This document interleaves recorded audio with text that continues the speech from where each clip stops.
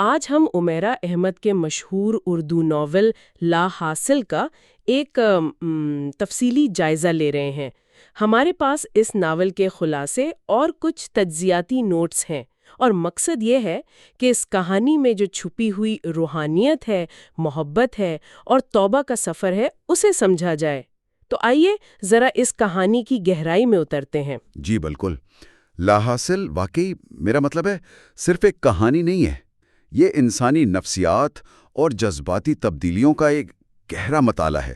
یہ ناول دکھاتا ہے کہ کیسے وہ چیزیں جنہیں ہم دنیا میں حاصل سمجھتے ہیں وہ روحانی طور پر لا حاصل ثابت ہو سکتی ہیں، اور کیسے کھو دینے کا احساس ہی کبھی کبھی اصل تلاش کا آغاز بنتا ہے۔ کہانی شروع ہوتی ہے خدیجہ نامی ایک لڑکی سے، متوسط طبقے کی ہے۔ وہ اپنے گھر والوں کی مرضی کے خلاف جاتی ہے، ایک طرح سے بغاوت کرتی ہے، اور ایک بہت امیر لیکن خود غرض سالار سکندر سے شادی کر لیتی ہے۔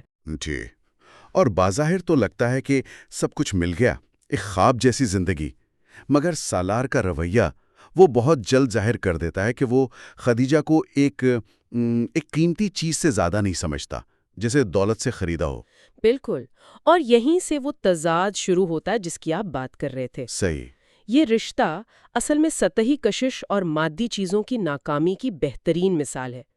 اور دلچسپ بات یہ ہے کہ ناول صرف یہ نہیں دکھاتا کہ دولت بیکار ہے، بلکہ یہ بھی کہ سالار کی جو بعد میں تبدیلی آتی ہے وہ صرف پچھتاوے سے نہیں آتی، وہ اس احساس سے آتی ہے کہ اس نے خدیجہ کی جو اندرونی خوبی تھی، اس کی جو کردار کی مضبوطی تھی، اسے پہچاننے میں دیر کر دی۔ ہاں، یہ بہت اہم نقطہ ہے۔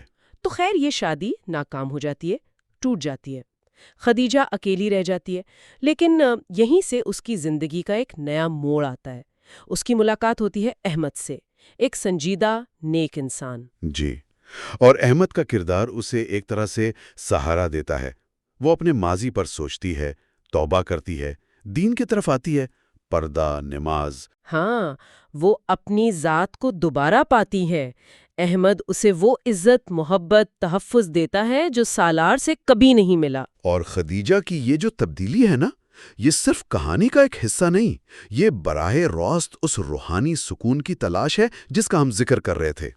توبہ، خود کو پہچاننا، عورت کا روحانی سفر، یہ سب موضوعات بہت خوبی سے بیان ہوئے ہیں۔ مطلب زندگی کی سختیاں اور ناکامیاں وہ انسان کو کیسے ایک گہری حقیقت کی طرف موڑ سکتی ہیں۔ یوں سمجھے کہ یہ ایک ذاتی انقلاب ہے، اپنی ذات کو دنیا سے پاک کر کے دوبارہ کھوجنا۔ لیکن کہانی یہاں اور دلچسپ ہو جاتی ہے۔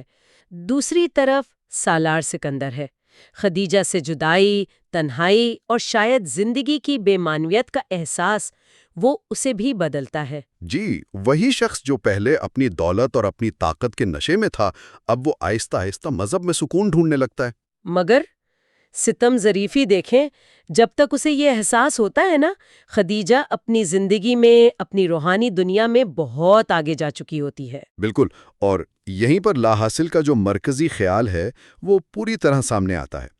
سالار کے لیے خدیجہ اب ایک ایسا خواب ہے جس کی قدر اسے کھونے کے بعد ہوئی، وہ اسے دوبارہ پا نہیں سکتا، وہ اس کے لیے لا حاصل ہو گئی۔ جبکہ خدیجہ کے لیے سالار اور اس کی دنیا وہ ماضی کا حصہ ہے، اس کی توجہ اب پوری طرح اللہ کی طرف ہے۔ تو یہاں یہ سوال اٹھتا ہے کہ کیا انسان کو اصل قدر کا احساس ہمیشہ کھونے کے بعد ہی ہوتا ہے؟ کیا یہ جو کھو دینے کا دکھ ہے یہی روحانی بیداری کا راستہ ہے؟ یہ واقعی سوچنے والی بات ہے۔ تو اگر ہم اس سب کو سمیٹیں، کیا ہم یہ کہہ سکتے ہیں کہ ناول کا پیغام یہ ہے کہ اصل حاصل وہی ہے جو پائیدار ہو، جو روح کو سکون دے، اللہ کے قریب کرے؟ جی، اور باقی سب کچھ، دنیاوی چمک دمک، رشتے، خواہشیں جو اللہ سے دور کریں، چاہے وہ کتنی ہی اچھی کیوں نہ لگیں، آخر میں لا حاصل ہی ہیں۔ بالکل، اصل کامیابی مادیت میں نہیں، روحانیت میں ہے۔ اور آخر میں ایک نقطہ سوچنے کے لیے چھوڑ جاتے ہیں کہ کیسے یہ جو دنیاوی چیزوں کا ہاتھ سے نکل جانا ہے، ان کا لا حاصل ہو جانا، یہ کبھی کبھی انسان کے لیے رحمت کیسے بن جاتا ہے۔ شاید یہ اسے مجبور کرتا ہے کہ وہ ظاہری چیزوں سے آگے دیکھے، ایک زیادہ گہری، زیادہ پائیدار حقیقت کی طرف، یعنی اپنے رب سے تعلق کی طرف۔ کیا یہ محرومی ہی وہ چنگاری ہے جو اصل روشنی دکھاتی ہے؟ اس پر غور کیا جا سکتا